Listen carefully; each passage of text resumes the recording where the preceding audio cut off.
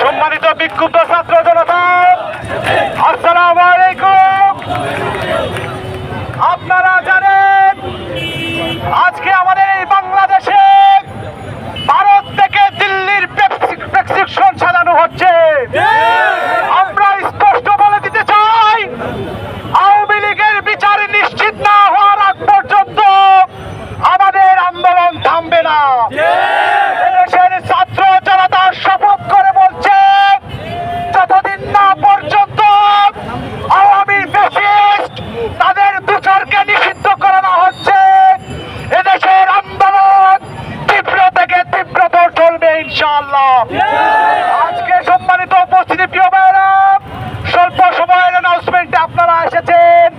আপনাদের প্রতি কৃতজ্ঞতা জ্ঞাপন করে আমার বক্তব্য এখানে শেষ করছি। ইনকিলাব জিন্দাবাদ।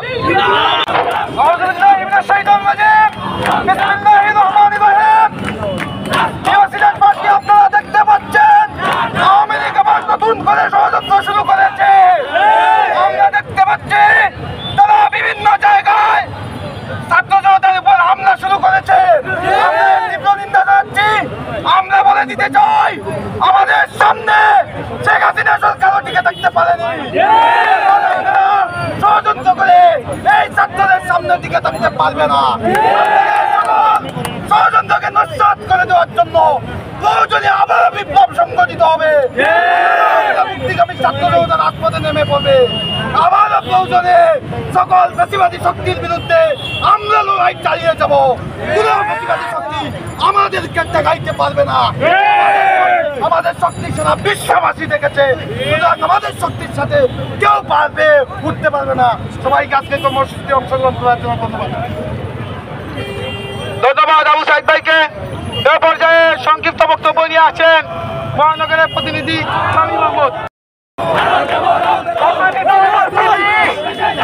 আপনারা জানেন আমাদের বাংলাদেশকে বিশৃঙ্খল করার জন্য ওয়াকারুজ্জামান শুরু থেকে ষড়যন্ত্র করে যাচ্ছে। এই বাংলাদেশকে অস্থিতিশীল করার জন্য যদি কেউ ষড়যন্ত্র করে, বাংলার মাটি থেকে তাদের উপরে ফেলে দিতে আমরা তীব্র পরিমাণ দ্বিধাবোধ করব না। আওয়ামী লীগকে যারা আশ্রয় দিতে চাইবে তাদেরকে আমরা এই বাংলার মাটিতে ঠাঁই দিব না। বাংলার মাটিতে তাদেরকে আমরা নিশ্চিহ্ন করে ছাড়বো। আমাদের দাবি শুরু থেকেই ছিল আওয়ামী লীগকে নিষিদ্ধ করতে হবে। এটা কত দ্রুত সময়ের মধ্যে সম্ভব আওয়ামী লীগকে নিষিদ্ধ করে আমাদের দাবি বাস্তবায়ন করতে হবে।